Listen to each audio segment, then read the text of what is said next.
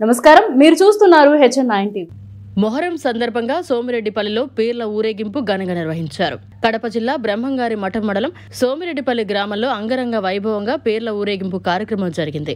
ఈ ఊరేగింపు సాంప్రదాయ పద్ధతిలో మంగళ వాయిద్యాలతో డప్పుల నడుమ మత గురువు ప్రార్థనతో అంగరంగ వైభవంగా సాగింది. ఈ పండుగను హిందూ ముస్లిం సోదరభావంతో కలిసిమెలిసి జరుపుకున్నారు.